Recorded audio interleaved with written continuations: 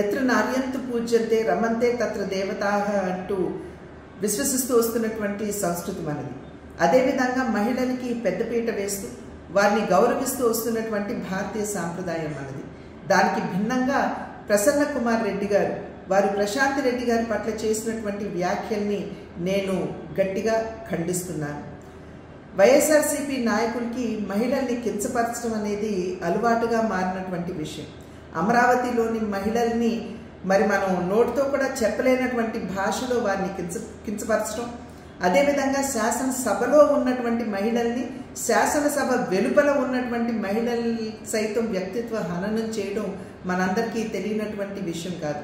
6 పర్యాయాలు ఎమ్మెల్యేగా గెలిచి ఈ రకంగా మహిళల్ని కించపరుస్తూ అవమానపరుస్తూ చేస్తున్నటువంటి వ్యాఖ్యలు ఇవి సభ్య సమాజం ఆమోదించనిది, స్వాగతించనిది అని చెప్పి వారికి తెలియజేస్తున్నాను.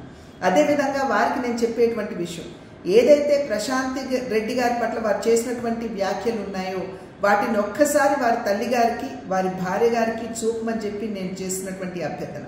వారు కనుక దాన్ని ఆమోదించినట్లయితే, వారి ప్రసన్న కుమార్ రెడ్డి గారి భాషను కనుక ఆమోదించినట్లయితే ఇప్పుడు నేను చేసేటువంటి డిమాండ్ని వెనక్కి తీసుకుంటానని చెప్పి నేను తెలియజేస్తున్నాను. నా డిమాండ్ ఏమిటంటే, ఎటువంటి షరతులు లేకుండా ప్రశాంతి రెడ్డి గారికి బాహాటంగా ప్రసన్న కుమార్ రెడ్డి గారు క్షమాపణలు చెబుతూ వారు చేసినటువంటి వ్యాఖ్యల్ని వెనక్కి తీసుకోవాలి అని చెప్పి నేను వారికి తెలియజేస్తున్నటువంటి విషయం. ఎత్ర నార్యంతు పూజ్యంతే రమంతే తత్ర దేవతాః అంటూ విశ్వసిస్తూ వస్తున్నటువంటి సంస్కృతి మనది. అదేవిధంగా మహిళలకి పెద్దపీట వేస్తూ వారిని గౌరవిస్తూ వస్తున్నటువంటి భారతీయ సాంప్రదాయం మనది. దానికి భిన్నంగా ప్రసన్న కుమార్ రెడ్డి గారు వారు ప్రశాంతి రెడ్డి గారి పట్ల చేసినటువంటి వ్యాఖ్యల్ని నేను గట్టిగా ఖండిస్తున్నాను. వైఎస్ఆర్సీపీ నాయకులకి మహిళల్ని కించపరచడం అనేది అలవాటుగా మారినటువంటి విషయం.